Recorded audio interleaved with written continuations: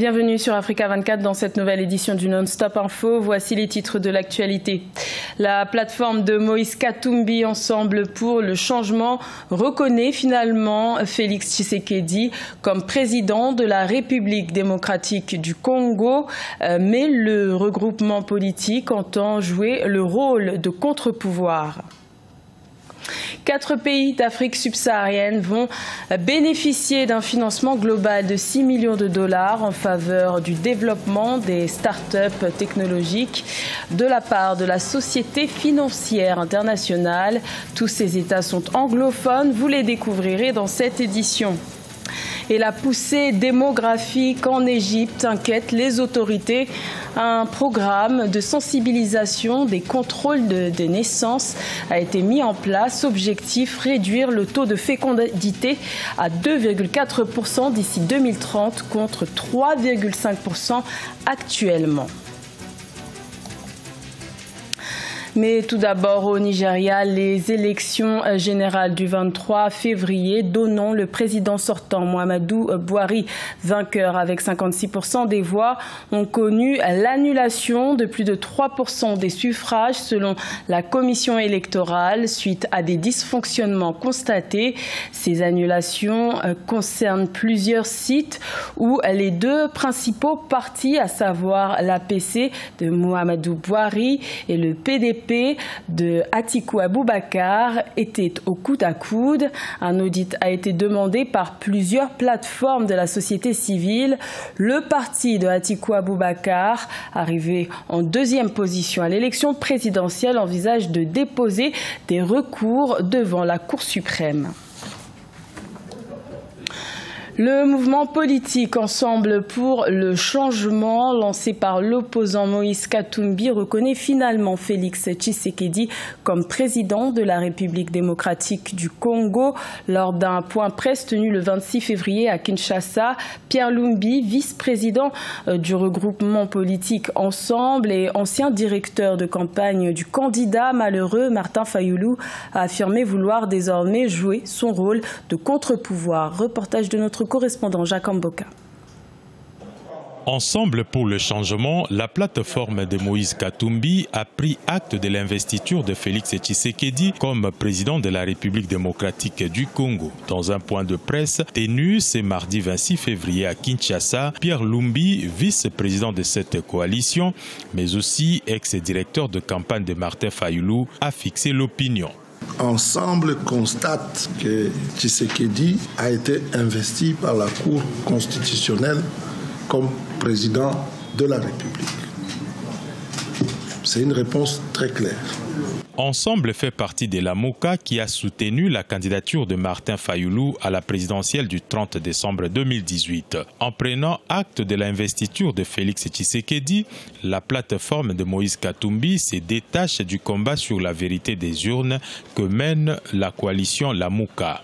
Le président gère le pays, nous nous opposons. S'il mène des actions qui sont bonnes pour la République, pour le peuple congolais, nous allons saluer et nous allons soutenir. Nous l'avons dit. Pour Ensemble, la dynamique créée dans le but de revendiquer la vérité des urnes a atteint ses limites. Bien qu'ayant pris acte de l'investiture de Félix Tshisekedi, Ensemble va rester dans l'opposition. Une décision qui ne fait pas l'unanimité, à en croire Kyungwa Kumwanza, l'un des membres influents et président du bureau provisoire de l'Assemblée provinciale du Haut-Katanga, qui n'entend pas faire de l'opposition au nouveau pouvoir. Également dans l'actualité, de nouvelles manifestations se sont tenues à Khartoum et à Omdurman ce jeudi 28 février au Soudan, malgré l'état d'urgence décrété par la présidence le 22 février. Comme depuis le 19 décembre 2018, les protestataires réclamaient le départ du président Omar El-Béchir, au pouvoir depuis 30 ans, qu'ils tiennent pour responsable de la situation politique et économique morose que traverse le pays. Les centaines de manifestants ont été dispersés par les forces de l'ordre à coups de gaz lacrymogène. Notons que depuis le début de ces manifestations, 4 manifestants ont été condamnés à 5 ans de prison. 3 à 3 ans et 1 à 6 mois pour participation à un rassemblement interdit par 3 tribunaux différents à Khartoum. La Société financière internationale, filiale du groupe de la Banque mondiale, va attribuer un financement de 6 millions de dollars en faveur des start-up technologiques en Afrique subsaharienne. Les pays visés sont le Kenya, le Nigeria, le Ghana et l'Afrique du Sud. Corinne Kamsefem. Les start-up technologiques africaines vont bénéficier d'un fonds de 6 millions de dollars provenant de la Société financière internationale, une filiale de la Banque mondiale.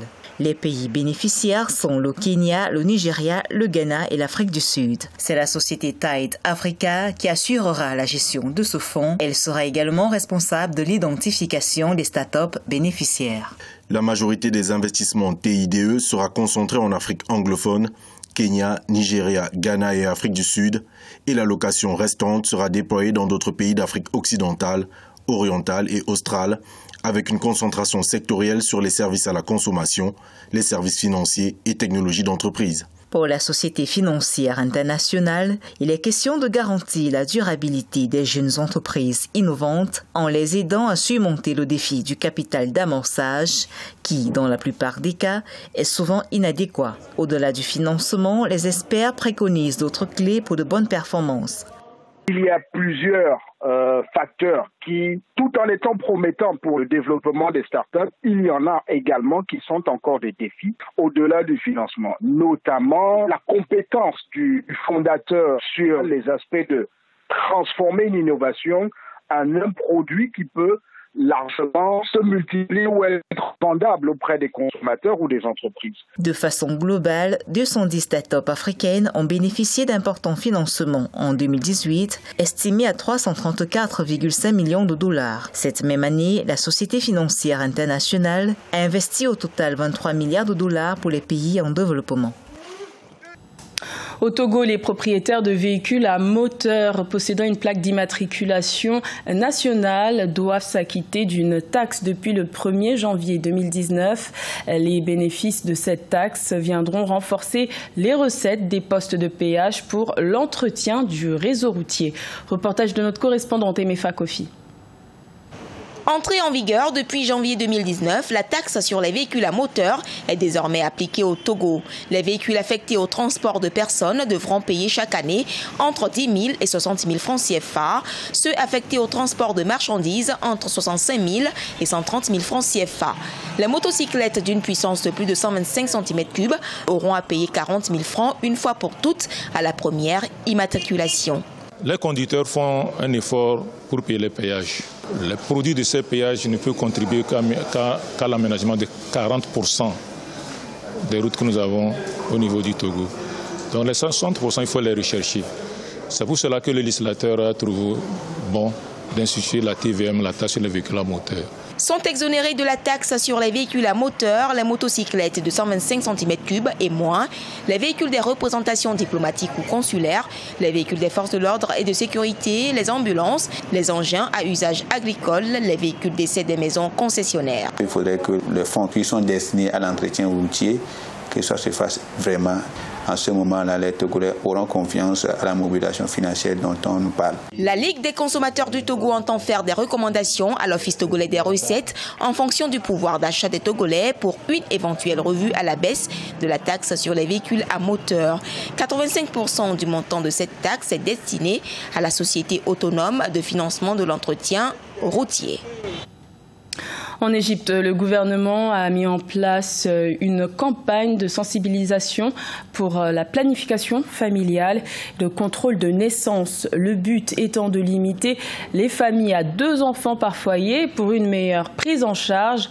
L'objectif des autorités est de parvenir à un taux de fécondité à 2,4% d'ici 2030 contre 3,5% actuellement. Ange Noménio. 2, c'est assez. Tel est le nom d'une campagne de planification familiale lancée par l'État égyptien. L'objectif de cette campagne vise à amener les familles nombreuses à contrôler leur naissance pour une meilleure prise en charge sociale. L'Égypte étant un pays où la population augmente de 2,6 millions par an et où le taux de chômage reste très élevé. Il y a une prise de conscience au niveau des femmes. Elles ne veulent pas avoir beaucoup d'enfants, mais les méthodes de planification familiale ne sont pas bonnes. Ce sont des méthodes qui provoquent des effets secondaires et malgré les pilules, les femmes tombent toujours enceintes. Que doivent-elles faire alors? Si leur mari leur dit d'avorter, devraient-elles accepter? N'est-ce pas un péché? Cela est religieusement interdit. 2 cétacés est conjointement financé par l'État égyptien et l'Organisation des Nations Unies à hauteur de 14 millions de dollars. L'objectif du gouvernement égyptien est de réduire le taux de fécondité actuel de 3,5% à 2,4% d'ici 2030. La surpopulation conduit à l'abandon scolaire. Elle oblige les enfants à vivre dans la rue et à travailler dans des ateliers. Elle peut agir également sur la santé de la mère et de l'enfant. Une famille qui n'a que 2 enfants, par contre, est plus consciente de ses limites et est capable de mieux nourrir, éduquer et offrir des médicaments à ses enfants. Selon des données officielles, près de 13% des femmes en âge de procréer n'utilisent pas de contraceptifs en Égypte. Le gouvernement du pays a donc décidé de rénover les cliniques, recruter du personnel et fournir davantage de contraceptifs gratuits.